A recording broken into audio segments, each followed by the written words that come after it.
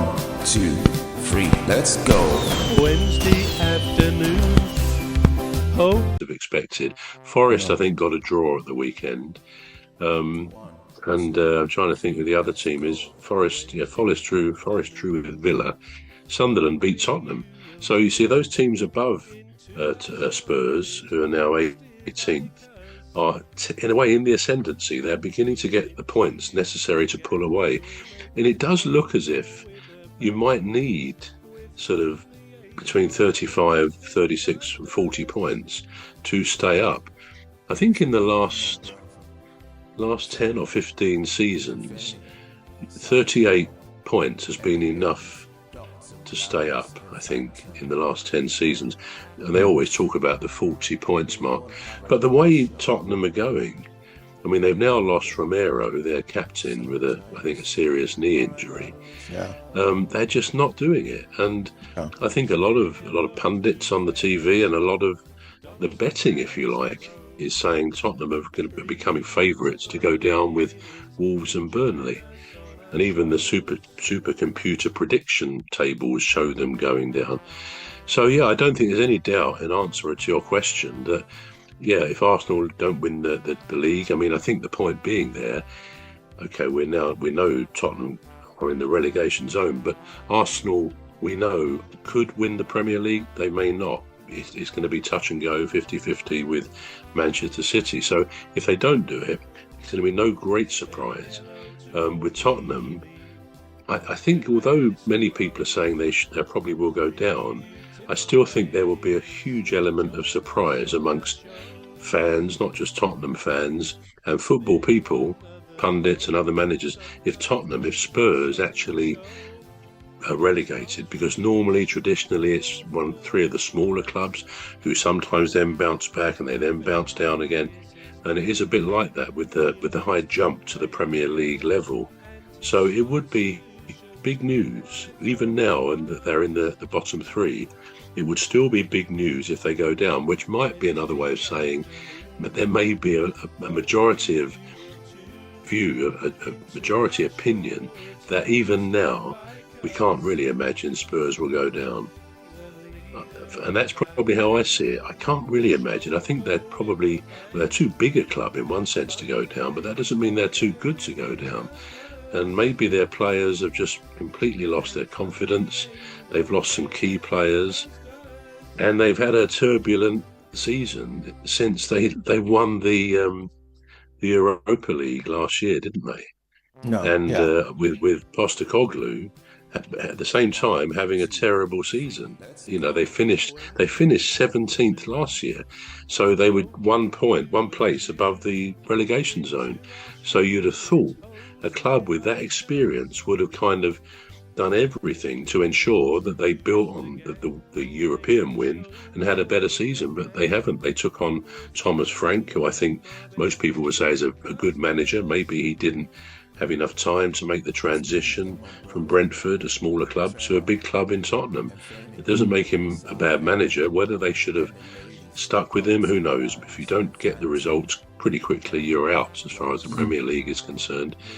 And so they took on Igor Tudor, who lasted about 44 days. And then, of course, they've got rid of him too. So it's a tough one. It is really tough to see what they can do. But my own gut feeling is that they will be relegated. I think the writing's on the wall. But I don't want to see them relegated. I don't like to see any team relegated, really, for the fans. I mean, you know, it's part of the game for these teams. But I know what it feels like as a Palace fan. A few years now since we were relegated, but it's a horrible feeling when you suddenly go out of the top division. So Say hello to old Mimi, Dr. Gladys and Rose, three beautiful ladies who join us on our shows. There's one other bro, sometimes joins us on the show. So I sympathise. And on the day that a team is technically relegated, mathematically, the camera, of course, on TV goes around the crowd, and you see tears at the end of the matches, and they're real. People are wedded to their clubs, and when you know you're going to come out of that top incredible Premier League where your games are televised every weekend and you've got always on match of the day and all these things, suddenly you think, oh God, we're going to be going to quiet places around the country which don't really even get televised.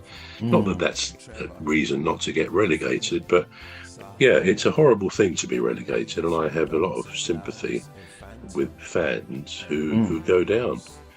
At least Wolves and Burnley to an extent, I think, because they are likely to go now, go down. At least the fans have had a lot of the season to mentally prepare for that, whilst no doubt hoping they could still get out of it, but I'm not sure that's possible now. Yeah. I mean, if I was a Spurs fan and we end up staying up, I would be celebrating as if we won the title. Yeah. Absolutely. Yeah. Well, that's the same thing as when you see. I was trying to think of an example of this at the weekend, but when you see, you may be losing 1-0, and I'm trying to think of the game I'm thinking of, but in the last minutes you score an equaliser, and the crowd reacts like it's a victory. We've won. You haven't won. You've just got a draw.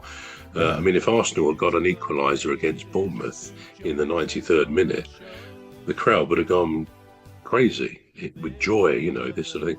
But if they'd been winning 2-1 and conceded that goal in the 93rd minute, it would be a completely different mindset for the crowd, we think, and the players as well. You think, oh, damn it, we were going to get 3 points, now we're going to get 1.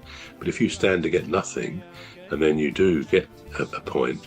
And it's like as well, with the brilliant goalkeepers around the Premier League, and I'm sure all the leagues, brilliant saves are worth a goal. I mean, if they stop a goal going in, whether it's 0-0 or whether it will be an equaliser, it's worth scoring a goal, a brilliant save, for obvious reasons. You've got to fight back if you concede a goal.